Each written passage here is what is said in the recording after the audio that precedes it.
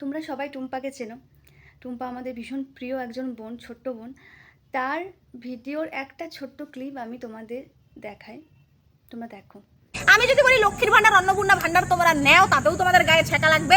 আর যদি বলি না নাও, তাতেও তোমাদের গায়ে ছেঁকা লাগবে। কিন্তু লজিক্যালি একটুখানি ভেবে দেখবেন, এই যে লক্ষ্মীর ভান্ডার আপনারা নিচ্ছেন মাসে, অন্নপূর্ণা ভান্ডার আপনারা নিতে চলেছেন, ফর্ম ফিল আপের কাজ চলছে, আপনারা পাবেন 3,000 টাকা করে। কত কোটি কোটি লক্ষ লক্ষ টাকার গল্প এখানে আছে, একটা ভার ভেবে দেখবেন। এই যে মাদারিহাট হাসপাতালে আজকে আমি এসেছি, বিশ্বাস করুন এখানে ল্যাব আছে কিন্তু টেকনিশিয়ান নেই। একটা টেকনিশিয়ান যেখানে 4টা দরকার, এখানে টেকনিশিয়ান নেই। আজকে সরকারও যদি করে তো করবে কি ভাই? একটা সিস্টেম আছে, এমন তো নয় যে গাছ লাগালো সরকার আর ঝাঁকি মারলো, টাকা পড়লো, উন্নয়নও করবে প্লাস মানুষকে টাকাও দেবে। মানুষ টাকাও নিতে চাইবে, আবার চাইবে যে সরকারি হাসপাতাল, স্কুল, কলেজ সব জায়গায় একেবারে প্রাইভেট হাসপাতাল, নার্সিংহোমের মতন ব্যবস্থা থাকুক। এটা তো কোনোদিনই সম্ভব না, সব কিছুর একটা সিস্টেমেটিক ব্যাপার থাকে। তাই বাংলার মানুষের কাছে আমার একটা আবেদন থাকবে, আপনারা না এই লক্ষ্মীর ভান্ডার একটাবার বলে দেখুন তো সরকারকে যে আমরা না 1 মাস লক্ষ্মীর ভান্ডার নেবো না, 1 মাসের জন্য বন্ধ, 6 মাসে একবার করে দেখুন।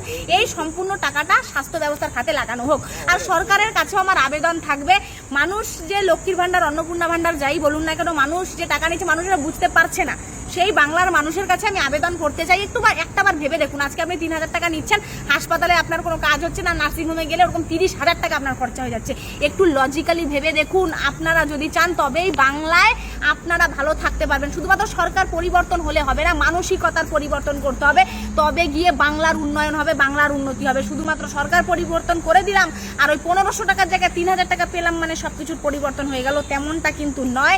একটু সিস্টেমেটিক ভেবে দেখুন, একটুখানি লজিক দিয়ে ভেবে দেখুন, তাহলে পরে বুঝতে পারবেন কেন আমাদের বাংলার এরকম দুর্দশা হয়ে আছে। আমি টুম্পার সঙ্গে এই বিষয়ে পুরো একমত। আপনারা একটু ভেবে দেখবেন এই ব্যাপারটা।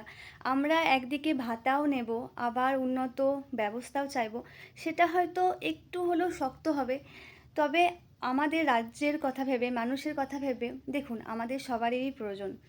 আমরা যদি একটা মাস বা বছরে 2টো মাস এই ভাতাগুলো না নিই, মাত্র 2 মাস, আর এই ভাতার টাকাটা যদি স্বাস্থ্যকেন্দ্রে মানে হাসপাতালে বা শিক্ষা কেন্দ্রে বা নানা সরকারি জায়গায় যেখানে মানুষ ফ্যাসিলিটি পাবে বিনামূল্যে, সেই জায়গাগুলো যদি একটু উন্নত করা যায়।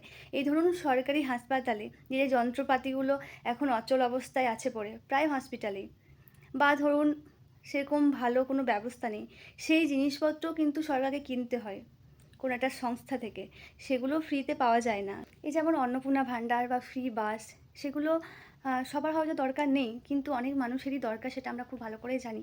কারণ একসময় আমরাও স্কুল গেছি, কলেজ গেছি, হয়তো শুধুমাত্র ভাড়ার টাকাটাই ছিল, খাওয়ার মতো কিছু ছিল না। খিদে পেলেও হয়তো সেই টাকা দিয়ে আমরা খেয়ে নিলে হয়তো ভাবতাম যে তাহলে আমরা বাড়ি ফিরবো কী করে। তো এভাবে অনেক মানুষই উপকৃত হবে। কিন্তু আমার একটাই কথা, আমরা যদি 1 মাস কোনো ভাতা না নিই সারা বছরে, সেই টাকাটা যদি আমরা কোনো সরকারি হাসপাতালে বা শিক্ষা প্রতিষ্ঠানে বা এমন কোনো জায়গায় সেটাকে সরকারকে লাগানোর কথা বলি, তাহলে সেখান থেকে সাধারণ মানুষ ফ্যাসিলিটি পাবে। সেটা কিন্তু আমরা খুব সহজেই করতে পারি। কারণ একদিকে আমাদের উন্নয়ন চাই, এত এত কিছু চাই, একদিকে আমরা ভাতাও নেব, সেটা হয়তো সম্ভব, কিন্তু সেটা একটু শক্ত, কারণ সব কিছু একটা সিস্টেমের মধ্যে দিয়েই যায়। আপনারা এই বিষয়ে আপনাদের কি মতামত সেটা কিন্তু আমাকে কমেন্ট বক্সে জানাবেন।